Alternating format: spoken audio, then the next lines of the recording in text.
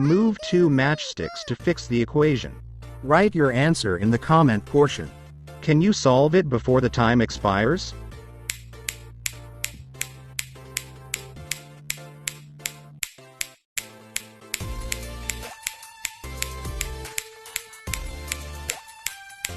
Move 2 matchsticks to fix the equation. Write your answer in the comment portion. Can you solve it before the time expires?